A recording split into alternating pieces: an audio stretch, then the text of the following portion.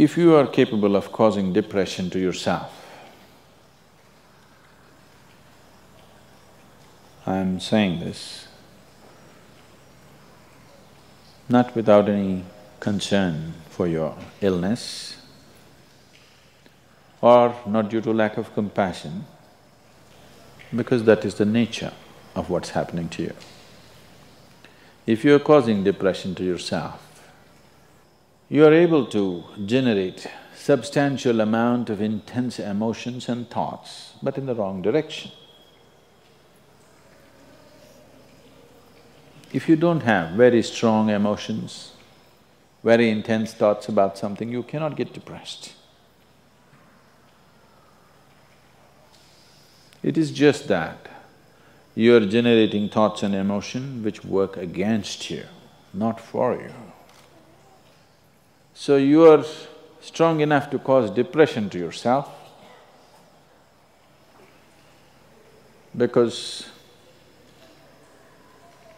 for you to cause a mental illness for yourself, unless you're pathologically ill, which is just a small number of people, rest are all self-created. Most of them are self-created. A few are pathologically ill, they cannot help it. It just comes from within because of genetic and other factors. Almost everybody here, if we train them towards a certain kind of thought process and emotion and push them a little bit with the outside situations, almost everybody will go lose their mental balance. They will become clinically ill. They can be driven to madness, I'm saying, because the line between sanity and insanity is very thin. People keep pushing it. You get angry,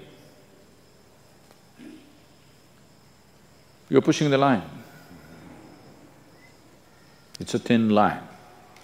In fact, when you get angry, you know you're pushing the line. That's why the expression, I was mad at somebody. You're not mad at somebody, you're just going mad. You cannot be mad at somebody. You're just pushing your sanity, the boundaries of sanity and moving into insanity for a certain period of time and coming back. You do one thing, every day you try this, 10 minutes a day. Try intense anger on somebody. What? You will see in 3 months' time, you will be clinically there. Yes. Just try it if you want. Because if you keep pushing the line, you go mad and you come back, you go mad and you come back, one day you're not able to come back, that's all. One day you're not able to turn back, then you're clinically ill. You must understand, even if you got angry for a moment, you're already ill. Maybe you don't get the certificate of diagnosis. They don't slap a certificate on you that you're gone, but you are going, isn't it? You think it's your right to throw tantrums, you think it's your right to get angry with people, you think it's your privilege to be depressed so that you'll get attention from somebody. You keep playing this, one day you will not be able to turn back. Keep crossing the line every day, one day you will see you cannot cross back. That day, you need a doctor. Till then, everybody needed a respite from you, but the day you can't cross back, they get the respite because now they can catch you and give you to a doctor. Otherwise, you're temporarily going mad every day, many times a day. They cannot even send you to an asylum, they have to bear with you, your family, your friends, your people around you. If you get at least truly clinically ill, we can hand you over. There's one temple in Tamil Nadu, you know, where they chain you and keep you. where there is no hospital, no psychological for ailments, there's no hospital, there is a temple that somebody created which is supposed to push people back into sanity. So, families just take them and leave them there, they're shackled and left in the temple. You give them some money, they'll feed you, and you're just there like an animal, tied up. I think if hospitals were run like this, a lot of people wouldn't go crazy. They would maintain their sanity. Right now it's too deluxe. If you make hospital extremely comfortable, it'll become an incentive to become sick. And you have incentives in your life to become ill, right from your childhood. You got the maximum attention only when you fell ill.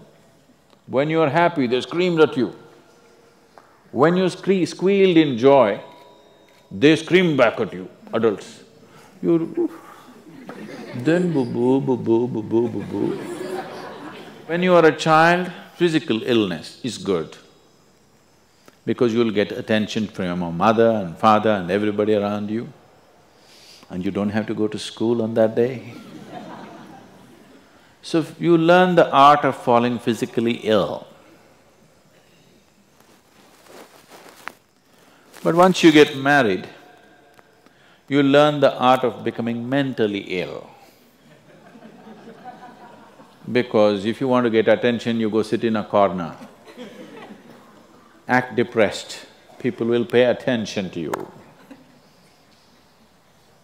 So, you keep playing this game, one day you're not able to cross the line back.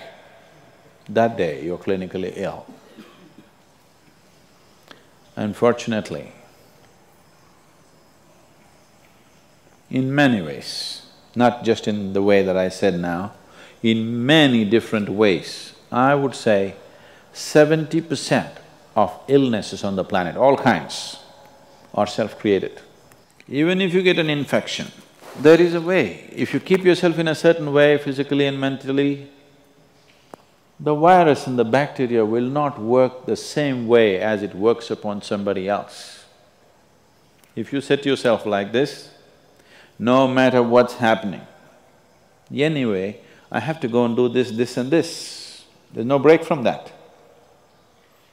The last 29 years, I have not been able to cancel one program because I'm running temperature, I got a cold, I got this, I got that. It doesn't matter what's happening, what you have to do, you anyway have to do. You can't turn back on that. Either out of your commitment or you have a boss like that.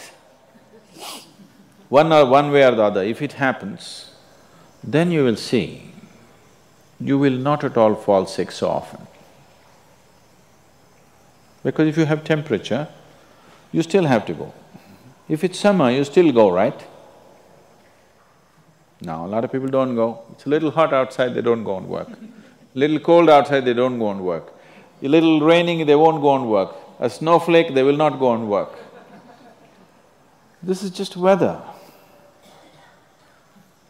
So for every change in weather, if you have the comfort of covering yourself in a blanket and lying down, once you create that, your body will learn to fall sick as often as possible.